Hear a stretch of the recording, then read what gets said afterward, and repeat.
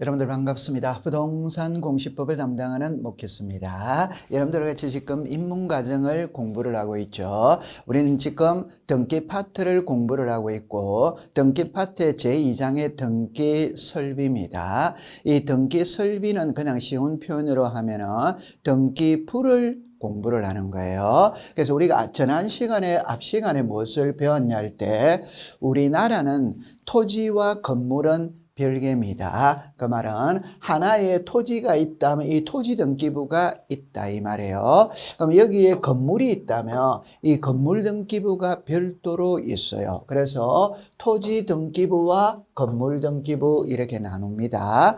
그 다음에 건물 등기부는 일반 건물이 있고 집합 건물이 있어요. 일반 건물은 일반자라는 것을 일반적으로 사용하지 않습니다. 그냥 단독주택이다 이렇게 생각하면 돼요.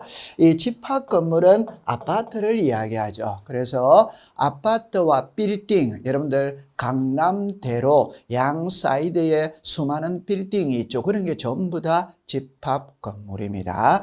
그러면 출제인이 시험 문제를 낼 때는 빌딩을 갖고 시험을 내는 게 아니라 아파트를 갖고 시험에 출제를 하는 거예요. 그러면 이 집합 건물은 다시 일동이 있고 전유 부분이 있고 공용 부분이 있어요. 그냥 쉬운 예를 들어보면은 아파트가 이렇게 있다면 이게 한 개의 동이죠. 이게 1동이에요. 전유 부분은 요 1701호 있죠. 이게 전유 부분입니다. 그러면 공용 부분은 여러분들 아파트 현관문을 열고 집 안으로 들어가면 그게 전유 부분이에요. 현관문을 열고 밖으로 나오면 복도나 엘리베이터나 계단이 있죠. 그런 게 공용 부분입니다. 그럼 여기서 1동에는 표제부가 있고 전유 부분에는 표제부, 갑구, 얼구 이게 하나입니다. 쉽게 표현해 보면 101동 1701호가 있다면 이 101동에 표제부가 있고 1701호에 표제부, 갑구, 얼구 이게 하나다 이 말이에요. 그럼 여기서 우리가 알아야 될 건 집합 건물은 표제부가 2개라는 겁니다. 표제부가 2개. 그렇게 해두면 돼요. 그러면 이제 출제위원이 시험 문제를 낼 때는 어떻게 내느냐 이라면 자 보세요. 여기에 토지 등기부 표제부, 건물 등기부의 표제부, 집합 건물 1동의 표제부, 전유 부분의 표제부, 공용 부분의 표제부 이렇게 나오죠. 표제부는 양식이 다 다릅니다. 양식이. 여러분들 양식이라는 것은 여러분들 호주머니에 주민등록증이 있죠. 면허증이 있죠. 여권이 있죠. 그럼 대한민국 국민이 가지고 있는 주민등록증의 양식은 동일하잖아요. 면허증의 양식은 동일하잖아요. 그러니까 이 표제부는 있잖아요. 양식이 다 달라요. 모양이 다 달라요. 그러나 갑구와 얼구 있죠. 이거는 모양이 똑같습니다. 갑구와 얼구는 모양이 똑같은 거예요. 그러면 출제위원이 시험 문제를 낼 때 표제부는 다르다고 그랬죠. 그러면 토지 등기부와 건물 등기부 표제부 차이점이 뭐냐?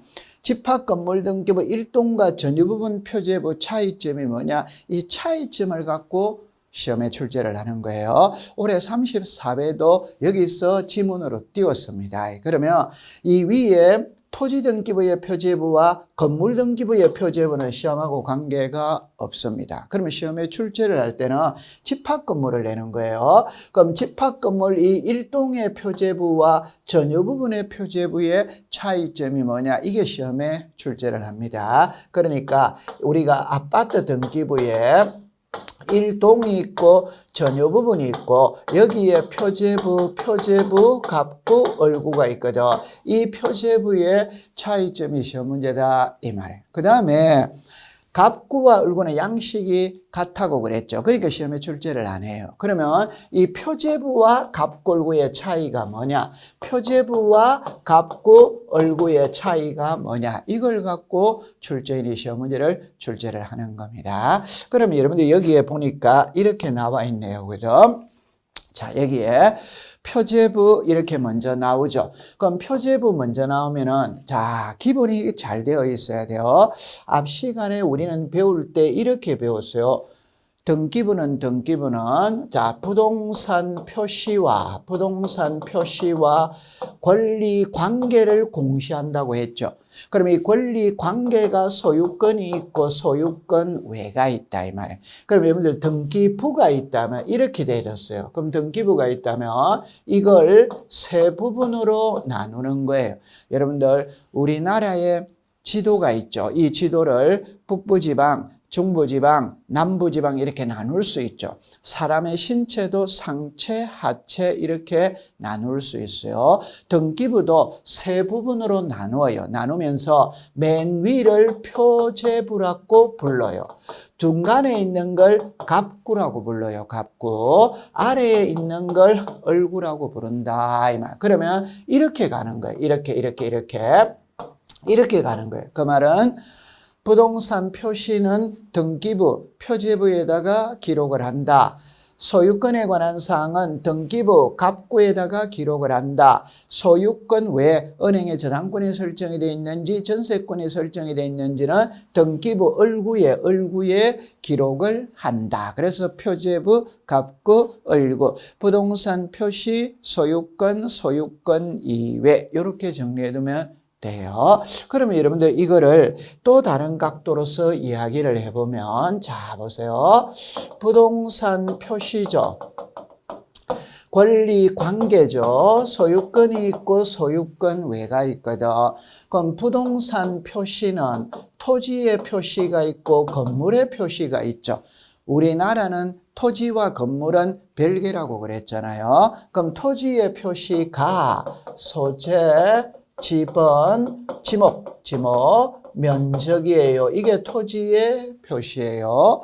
그럼 건물의 표시는 소재, 지번, 구조, 종류, 면적, 명칭, 번호 이런 것들을 이야기를 하는 거예요. 그럼 제가 하고 싶은 말은 토지 등기부 표제부에는 이 내용을 기록한다 이 말입니다.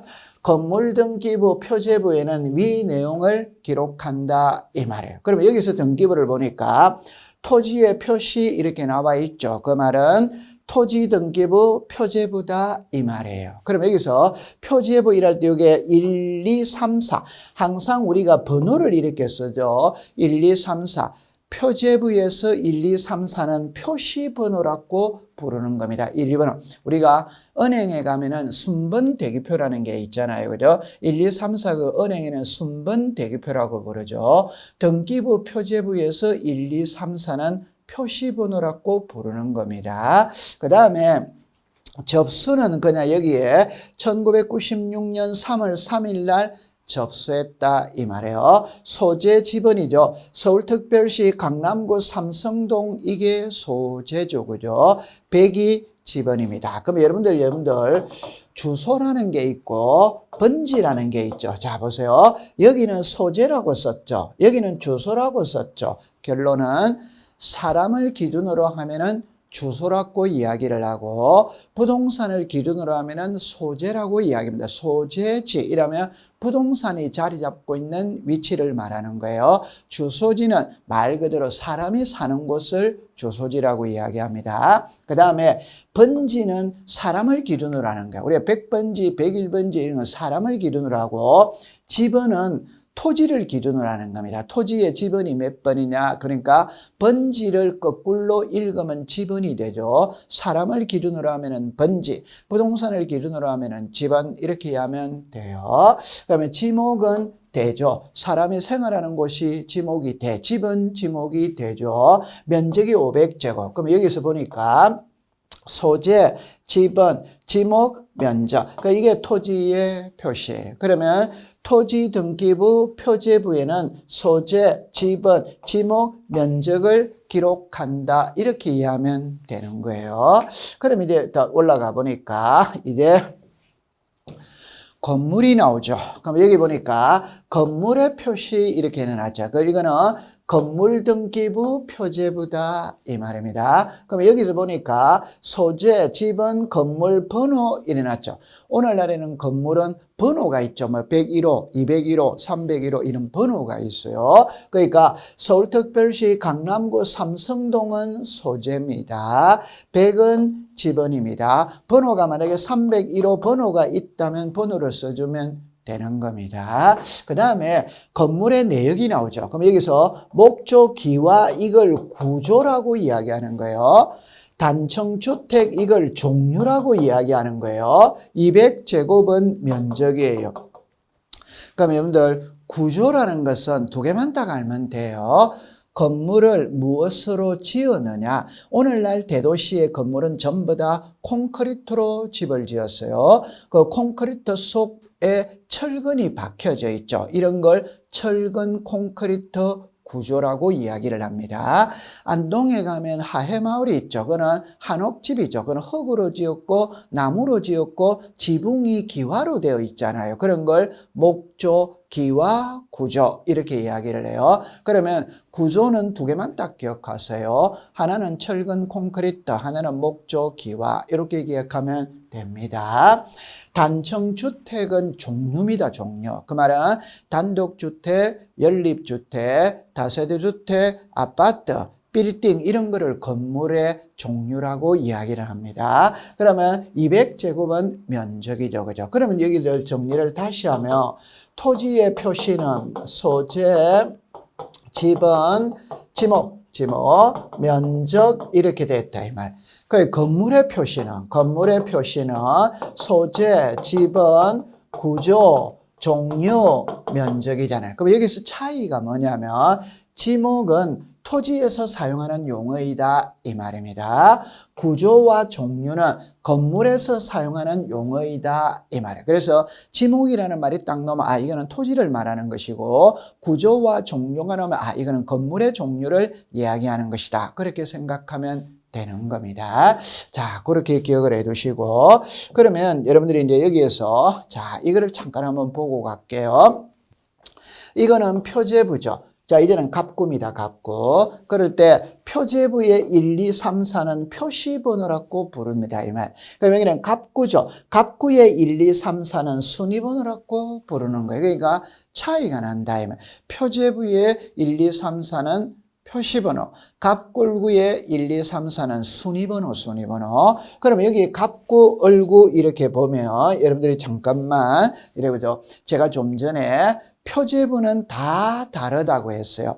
갑구, 을구는 양식이 동일합니다. 양식이 동일하다는 거는 이게 갑구죠. 이게 을구죠. 자 보세요. 순위번호, 등기목적, 접수, 등기원인, 권리자 기타. 그래서 갑구와 을구는 양식이 동일합니다. 그럼 나중에 시험을 여러분들이 준비하시는 분들은 요 5개는 외워 있어야 돼요. 순위번호, 등기목적, 접수, 등기원인, 권리자, 기타 이렇게 나와요. 그럼 이 그림을 보면 소유권 보존이라는 말이 나오죠. 그 말은 소유권 보존은 사람으로 치면 출생신고하는 거예요. 출생신고. 새집 짓고 처음으로 하는 등기를 소유권 보존 등기라고 이야기합니다.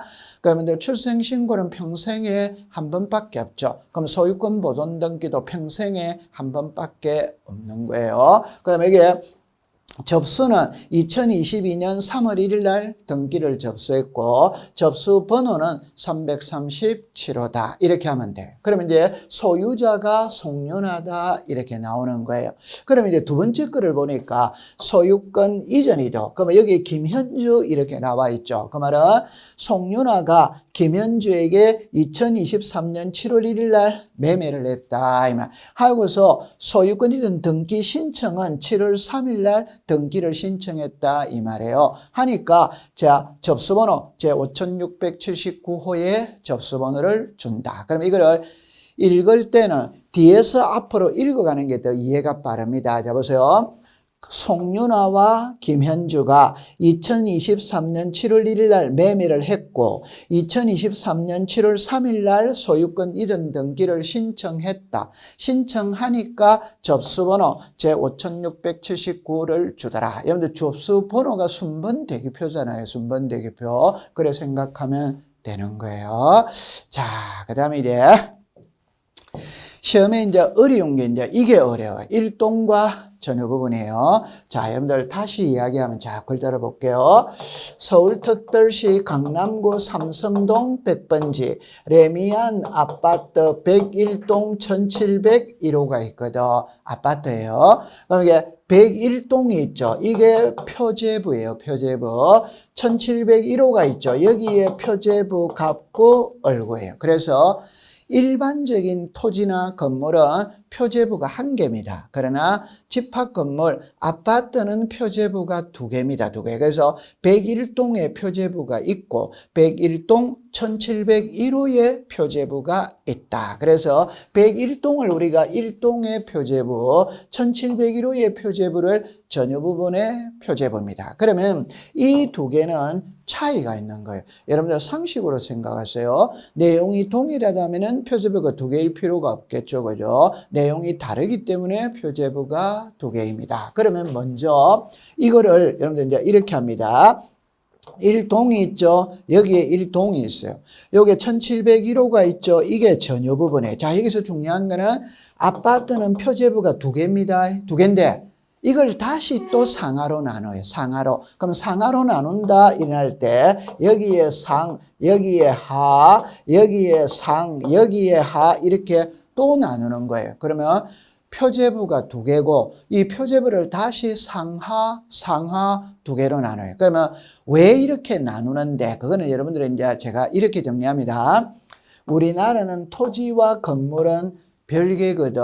그러면 토지 등기부 따로 있고 건물 등기부 따로 있다 이 말이에요. 그러면 여기 이제 만약에 아파트가 있다면 이 아파트가 있다면 아파트가 자리 잡고 있는 토지가 있겠죠. 그러면 토지 등기부가 있고 건물 등기부가 있다 이 말입니다. 그런데 지금 동영상을 듣고 있는 여러분들 중에서 아파트 토지 등기부 본 사람이 있냐 이러면 그거는 아마 없어요. 그럼 우리는 아파트 토지 등기부는 있기는 있는데 사용을 안 합니다. 여러분들 우리가 다 보고 있는 거는 건물 등기부지 토지 등기부가 아니에요. 그러면 어떻게 정리를 하냐면 우리나라는 토지와 건물은 별개이기 때문에 토지 등기부, 건물 등기부 따로 있는데 아파트 토지 등기부는 사용을 하지 않는 거예요. 건물 등기부만 사용을 합니다. 건물 등기부만. 그러면 이 건물 등기부를 왜 상하로 나누느냐? 그거는 상은 건물을 나타내고 하는 토지를 나타내고 상은 건물을 나타내고 하는 토지는 그러니까 아파트는 건물 등기부 속에 토지도 같이 나오는 거예요. 같이. 그래서 상하로 나누는 겁니다. 그럼 여러분들 위에 건물이 있어요? 아래에 건물이 있어요? 위죠. 그래서 위에 건물을 나타내고 아래에 토지를 나타낸다. 이렇게 들어가는 겁니다. 그럼 여기서 그림을 보면은 1동부터 먼저 볼게요. 1동에. 자, 보세요.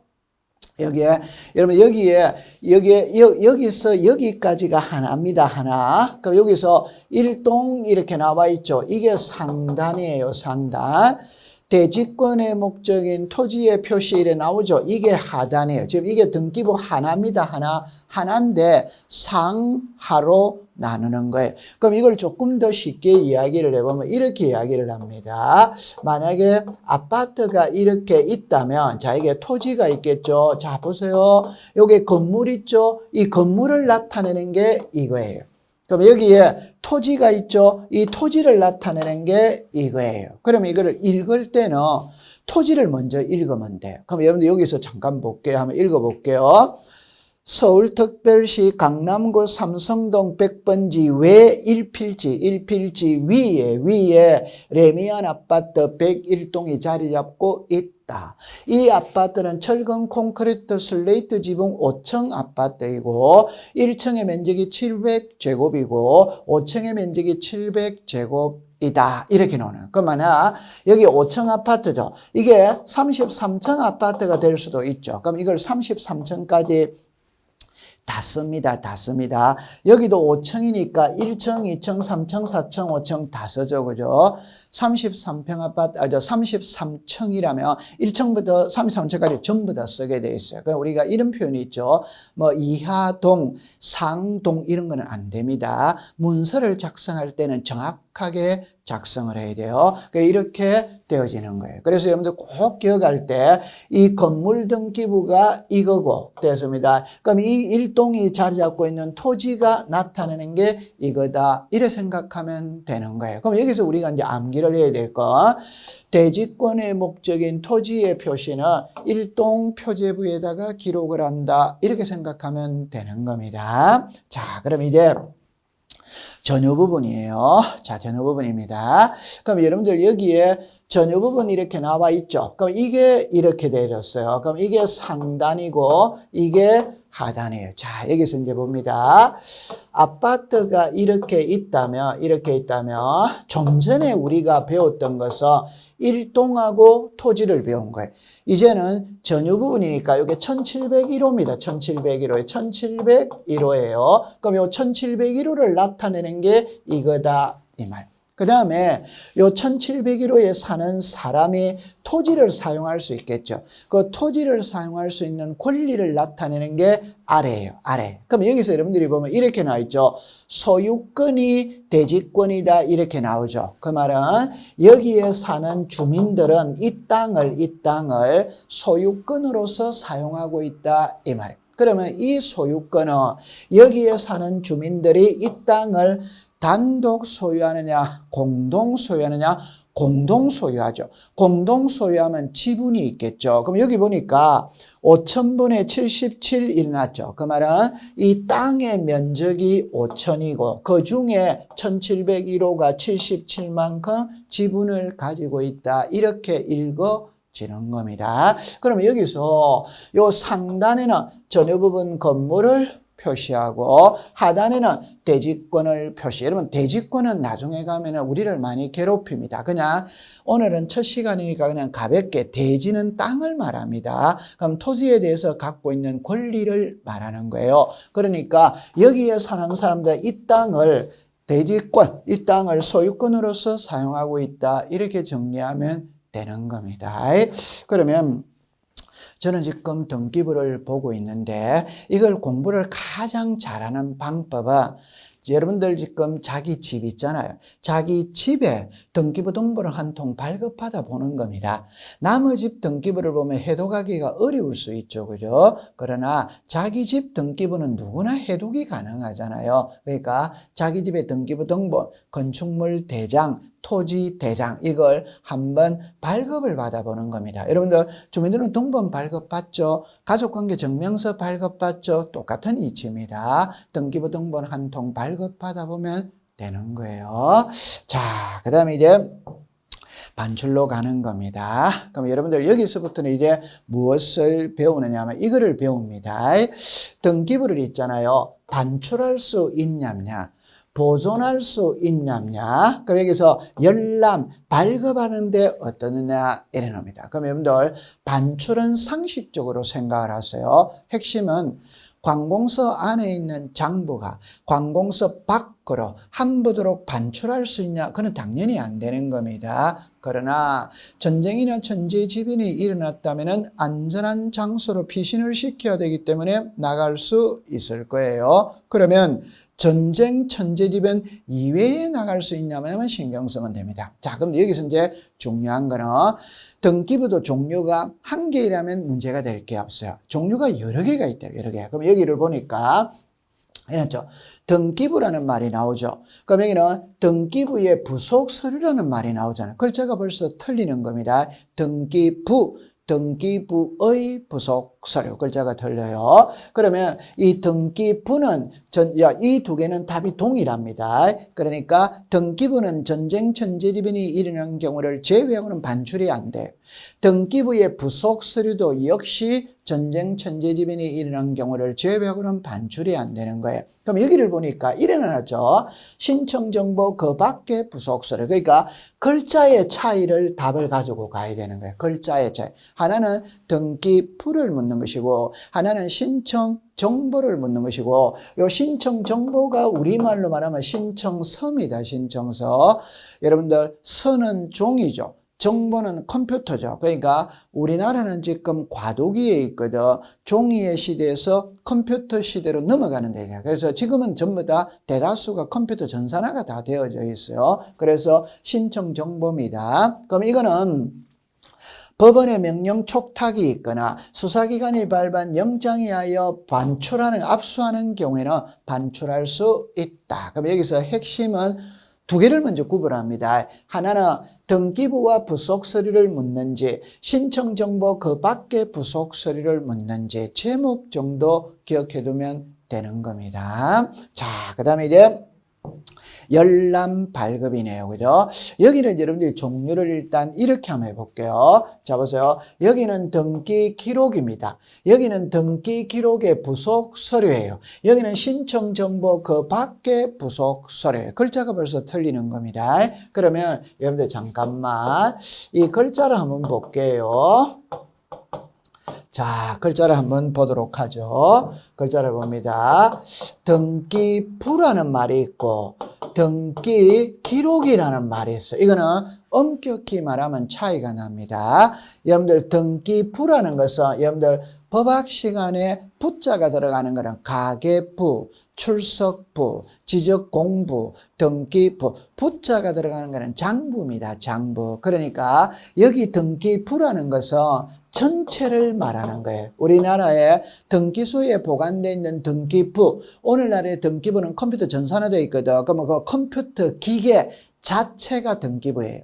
그러면 이 등기 기록은 한 개만 말하는 거예요. 그러니까 이 한 개라는 말은 서울특별시 강남구 삼성동 100번지고 100번지의 내용 하나만 말할 때는 등기 기록, 전체를 말할 때는 등기부. 그러면 개인과 사람, 개인을 말하는 하나죠. 그건 등기 기록, 사람은 전체죠. 그러면 등기부입니다. 등기부. 그럼 여기서는 등기 기록이죠. 이거 하나를 말하는 거예요. 등기 기록의 부속 서류, 신청 정보 그 밖의 부속 서류. 그럼 나중에 공부를 하다가 재하고 공부를 할 때는 항상 특징이 몇 가지가 있어요. 그 중에 한 개는 여러 개가 나오면 무조건 두 개로만 딱 분류를 하면 돼요. 그러면 두 개로 분류하는 가장 전형적인 예는 오늘 우리가 제가 신도림역에서 전철을 탔는데 한 번 2호선을 탈 때마다 1000명씩 타요. 그러면 그 수많은 사람이 있죠. 1000명입니다. 그걸 둘로 딱 나눌 수 있죠. 그게 남자 아니면 여자잖아요. 맞죠? 수많은 숫자가 있죠. 둘로 딱 나눌 수 있죠. 홀수 아니면 짝수잖아요. 그 말은 여러 개가 나오면 무조건 두 개로 분류 잘하는 사람이 공부 잘하는 겁니다. 그러면 여기는 이게 하나고 이게 하나예요. 그래서 두 개로 나누면 이제 답이 틀려지는 겁니다.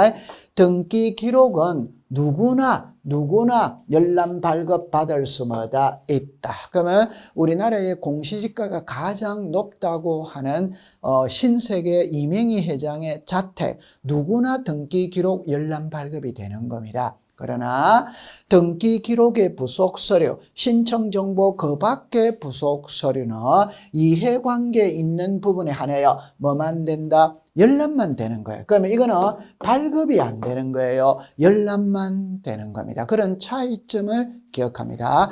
등기 기록은 누구나 열람 발급이 돼요. 그러나 등기 기록의 부속 서류, 신청 정보 기타 부속 서류는 이해관계인이 이해관계 있는 부분에 한해서 열람만 된다고 차이점을 기억해 두면 됩니다. 그 다음에 이 4번 이쪽이죠. 이게 등기부의 부속 서류입니다. 등기부의 부속 서류예요. 그러니까 신탁 원부, 공동담보 목록, 도면, 매매 목록 이런 것들도 넓은 의미로 등기부입니다. 등기부. 그럼 넓은 의미로 등기부니까 누구나 열람 발급이 되는 거예요. 되는데 여기는 이렇게 내놨죠. 함께 신청한다는 뜻의 표시가 있는 경우에만 발급을 한다. 그러면 여러분들 하나만 딱 예를 들면 도면이라는 말이 있죠. 아파트 등기부를 발급을 받으면 그 아파트의 도면도 함께 발급해 주느냐? 그건 안 해줍니다. 그러면 어떻게 해야 되느냐? 아파트 등기부를 발급받을 때 나는 이 아파트의 도면도 필요하니까 도면도 함께 발급해 주세요라고 함께 신청한다는 뜻의 표시가 있어야만 발급을 해주는 겁니다. 가만히 있으면 발급 안 해줘요. 그럼 나중에 이 4개는 이제 암기를 해야 되는 거예요. 그래서 신탁 원부, 공동전세 담보 목록, 매매 목록, 도면 이렇게 기억해 두면 됩니다. 자, 그 다음에 이제 등기 절차로 가볼게요. 지금까지 우리가 제2장의 등기 설비를 공부를 했어요. 이 등기 설비는 시험에 나올 때는 한 문제를 출제를 합니다. 한 문제. 주로 시험엔 구분 건물 아파트 등기부를 갖고 시험에 출제를 하는 거예요. 그러면 1장, 2장은 서론. 다른 말로 말하면 우리가 1장, 2장, 3장, 4장, 5장. 우리 등기 파트는 5장으로 이루어졌거든. 그럼 요 1장, 2장은 출제 빈도가 낮아요. 시험에 나오면 한 문제, 많이 나오면 2문제를 출제를 해요. 그러면 이거를 서론이라고 한다면 이건 제가 갖다 붙이는 거예요. 요 3장은 등기 절차 총론을 배우는 거예요. 총론. 요 4장, 5장은 강론을 배웁니다. 강론. 그러면 1장, 2장은 시험의 출제 빈도는 아주 약해요. 시험에 각 장에 한 문제 정도 나온다. 이렇게 생각하면 되는 거예요. 그러면 시험은 3장하고 4장, 5장에서 출제를 합니다. 그러면 여기서 3장은 총론, 4장, 5장은 강론이거든. 여러분들 법학을 공부하다 보면 총론이라는 것은 여기 강론을 먼저 해볼게요. 강론은 개개의 개별 등기를 말하는 거예요. 전세권, 저당권, 소유권, 이 하나하나를 말하는 게 개별 등기입니다. 그게 강론이에요. 총론은 강론에서 언급되는 걸 몽땅 묶어서 공통적으로 묶어서 한꺼번에 공부하는 게 총론입니다. 그러니까 총론하고 강론은 연결이 되는 거예요. 그래서 이 총론을 배우는 거는 강론에서 이러이러한 것들이 등장한다는 것을 포괄적으로 배우는 거예요. 그럼 나중에 여러분들이 공부를 할 때도 3장, 4장, 5장을 중심으로 공부를 하면 됩니다. 올해 34회는 이 총론에서 5문제를 출제를 했고 이 강론에서 4문제를 출제를 했었어요. 그래서 지금은 이제 총론을 배우러 들어가 볼게요. 그러면 총론은 한마디로 딱 말하면 등기 절차를 배우는 것이거든. 그럼 이 등기 절차는 여러분들 이렇게 말하는 거예요.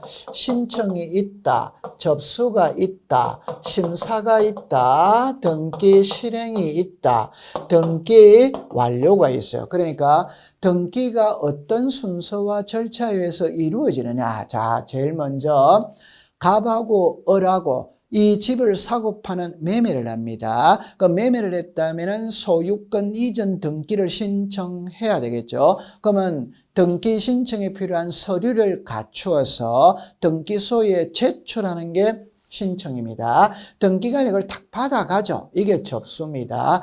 받아가서 신청인이 제출했던 서류를 한 장 한 장 넘기죠. 넘기면서 기재되어야 될 부분이 기재되었는지, 도장 찍어야 될 부분이 찍혔는지, 첨부되어야 될 서류가 첨부되었는지 확인하는 절차가 심사예요. 그럼 이 심사를 해보니까 서류에 하자가 있더라 이러면 안 해주지. 그걸 법률용어로 각하라고 이야기를 합니다. 근데 서류에 하자가 없다면 등기부에 기록을 해주는 거예요. 그러면 이제 등기가 끝났거든.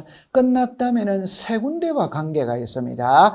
등기소에서 등기가 끝났다면은 세무서에 과세 자료를 보내줘요. 그냥 쉽게 세금 받아갖고 용지서 보내준다. 이렇게 생각하면 돼요. 등기소에서 등기가 끝났다면은 지적소관청에다가 알려야 돼요. 왜? 권리 관계의 변동을 등기부를 먼저 고치고 지적 공부와 일치시키기 위해서 알려줘야 돼요. 자, 이제 중요한 거, 등기소에서 등기가 끝났다면은 등기필 정보를 작성하여 등기 권리자에게 교부를 해야 됩니다. 여러분들 여기서 등기필정이 있어요. 이 등기필정의 이름이 정보로 바뀌었어요. 여러분들 정이라는 거는 종이잖아요.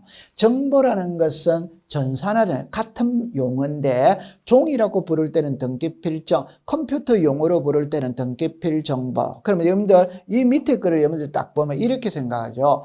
남자들이 이력서를 쓸 때, 병력 관계를 쓸 때 병력필이라죠. 그러면 군복무를 마쳤다 이 말이죠. 그럼 등기필이라면 등기를 마친 정명서. 자, 학교를 졸업했다 하면은 졸업했다는 증명서를 주죠. 그게 졸업장이잖아요. 그럼 제가 초등학교 졸업했습니다. 그럼 졸업장 받았지. 중학교 졸업했습니다. 졸업장 받았지. 대학 A 대학 졸업했어요. 졸업장 받았지. B 대학을 또 간 거예요. 그러면 A 대학 졸업장 있다고 B 대학 졸업장 안 주는 건 아니죠. 또 주는 거예요. 그러니까 등기가 끝났다면은 끝났다라는 증명서를 줍니다. 이게 등기필 정입니다. 이걸 컴퓨터에서 등기필 정보라고 불러요. 올해는 여기서 출제를 했었어요. 여러분들 공부를 하시는 분들이 등기법이 많이 어렵다고 해요. 그 어려운 게 왜 어려우냐? 나중에 이 등기필 정보가 우리를 많이 괴롭힙니다. 이것 때문에 어려운 거예요. 그냥 등기필 정보는 제하고 공부할 때는 졸업장이다. 학교 졸업하면 졸업장 주듯이 등기가 끝나면 끝났다라는 증명서를 준다. 이게 등기필 정보다. 이렇게 이해하면 되는 겁니다. 그러면 이제 여기에 제일 먼저 신청을 배우러 가는 거예요. 그럼 이 신청을 배우러 가면 이제 이렇게 합니다. 누가 등기를 신청하느냐? 누구 이름으로 등기를 신청하느냐? 등기 신청의 방법에는 어떤 것들이 있느냐? 등기를 신청할 때 제출하는 서류에는 어떤 것들이 있냐? 이걸 이제 지금부터 배우러 들어가는 겁니다. 그럼 여기서 이거부터 먼저 나와요. 누구 이름으로 등기를 하느냐? 그래서 여기에 보면은 등기 신청의 적격자 이렇게 나오죠. 그죠? 그럼 이걸 그냥 가장 쉽게 표현해보면 요거만 딱 하면 됩니다. 등기부상에 이름이 올라갈 수 있는 자가 등기 신청의 적격자예요. 그럼 여러분들 등기부상에 이름이 올라갈 수 있는 자는 세 사람밖에 없어요. 그 세 사람밖에 없다가 우리가 여기에 자연인입니다. 법인입니다. 법인 아닌 사단, 재단이에요. 그럼 여러분들 자연인은 인간을 말합니다. 그러니까 인간은 전부 다 되는 거예요. 1살이든 10살이든 미성년자든 한정치산자든 검치산자든 자연인은 전부 다 등기할 수 있습니다. 두 번째는 법인입니다. 법인은 전부 다 되는 거예요. 그러니까 외우고 자시고 할 필요가 없어요. 전부 다 되니까 우리가 법인이라면은 공법인이 있다, 사법인이 있다, 영리법인이 있다, 비영리법인이 있다, 사단법인이 있다, 재단법인이 있다, 국내법인이 있다, 해외법인이 있다. 법인은 다 되기 때문에 외울 필요가 없는 거예요. 자, 그 다음에 법인 아닌 사단, 재단 이렇게 나오죠. 이게 이제 가장 대표적인 예가 종중입니다. 종중. 우리가 동창회가 있다, 교회가 있다, 사찰이 있다 이런 게 있죠. 그죠? 향후회가 있다. 그러니까 종중이 이해가 제일 빠른 겁니다. 여러분들 옛날에 시골에 가면 종중제사는 종갓집 종손 이름으로 등기를 해놓는 겁니다. 근데 이 종갓집 종손이 사업한다고 재산 다 팔아먹는 거예요. 그러니까 팔아먹지 못하도록 묶어야 되는 거예요. 그래서 개인의 이름으로 등기를 하는 게 아니라 종중이 법인 아닌 사단을 결성해서 종중 이름으로 등기를 해두면 마음대로 팔아먹을 수 없는 거예요. 그럼 여기에 특별법상 농업협동조합 이거는 여기는 이렇게 쓰지만 이건 법인입니다. 여러분 농업협동조합은 법인입니다. 법인. 자, 그다음에 자연불확인 독리 이렇게 하는데 이건 여러분들이 이제 이렇게 생각하면 돼요. 자, 보세요. 자, 여기는 잠깐만 보시면 여기서 공부를 설명하면서 이리로 갈게요. 가는데 출제위원이 문제를 낼 때는 이걸 문제를 내는 게 아니에요. 그러니까 이거를 내는 거예요. 그 말은 등기부상의 이름이 올라갈 수 있는 자를 시험에 출제를 하는 게 아닙니다. 올라갈 수 없는 사람을 출제를 하는 거예요. 그러면 시험 문제 이거예요. 그럼 올해 34회도 여기서 출제를 했어요. 출제. 그러니까 쉽게 말하면 학교 이름으로 등기가 되냐 안 되냐 이게 시험에 나온 거예요. 학교는 등기가 안 됩니다. 그럼 어떻게 해야 되는데 여러분들 학교 명의로 안 된다는 거예요. 그럼 어떻게 해야 되느냐? 국립학교는 국가 명의로 등기를 합니다. 공립학교는 지방자치단체 명의로 등기를 합니다. 사립학교는 재단 이름으로 하는 거예요. 그러면 연세대학교가 있죠. 그 사립대학이잖아요. 그러면 연세대학교 재단이 예를 들어서 세브란스 재단이다. 그러면 세브란스 재단 이름으로 등기하는 거지 연세대학교 명의로 등기는 법에서 안 되는 거예요. 그래서 올해 시험은 여기서 출제를 했었어요. 자, 그럼 봅니다. 태아는 어머니 뱃속에 있는 아기죠. 어머니 뱃속에 있는 아기는 말 그대로 태아입니다. 자연인이 아닙니다. 등기 안 되는 거예요. 그럼 여기서 읍면동리가 나왔죠. 여러분 이렇게 합니다. 국가가 있다, 시도가 있다, 시군구가 있다, 읍면동리가 있잖아요. 그럴 때 위에는 등기가 다 되는 거예요. 여러분 그냥 간단하게 국유지 있죠. 그럼 국가 이름으로 등기하는 거예요. 이거는 지방자치단체죠. 그러니까 시유지 이름으로 등기하는 거예요. 그런데 읍면동리는 지방자치단체가 아니다. 그러면 지방자치단체가 아니면 등기가 안 되는 겁니다. 그런데 여기 보니까 이런 말이 있죠. 자연불확인 동리 일어났죠. 시골에 가면 마을 회관이 있거든. 그 마을 회관은 마을 주민들의 공동재산입니다. 그럼 이걸 등기를 해야 되는 거예요. 그런데 마을 이름으로는 안 됩니다. 읍면동리 안 됩니다. 그럼 어떻게 해야 되는데 마을 주민들이 법인 사단, 비법인 사단을 결성해서 마을 이름으로 하면 된다 이 말입니다. 정리를 할게요. 마을은 안 된다. 비법인 사단을 결성하면 된다. 이렇게 정리하면 되는 겁니다. 그 다음에 이 민법상 조합 있죠. 이 민법상 조합은 가장 쉬운 게 동업입니다. 동업. 여러분들 5명이 10명이 모여서 동업관계를 형성할 수 있죠. 이거는 자, 말 그대로 여러분들 동업은 가입과 탈퇴가 자유입니다. 처음에는 의기투합해서 동업관계를 형성했거든. 근데 얼마 있다가 사이가 멀어져 버린 거예요. 그러면 그 조합에서 탈퇴가 가능합니다. 따라서 민법상 조합은 가입과 탈퇴가 자유이기 때문에 단체의 성격보다는 개인의 성격이 강하다. 그러니까 조합 명의로는 안 해줘요. 그럼 어떻게 해야 되는데 조합은 전원 명의로 공동 명의로 등기를 하는 거예요. 조합 명의로 등기를 하는 게 아니라 공동 명의로 등기를 한다. 그렇게 정리해두면 돼요. 그래서 올해의 시험은 여기서 저기서요. 학교 명의로 등기하느냐 안 하느냐 이게 시험의 정답으로 출제가 된 겁니다. 학교는 안 됩니다. 그렇게 이해해 두시면 돼요. 그럼 이 공동신청은 잠시 쉬었다가 공부를 해보도록 하죠. 여러분들 고생했습니다.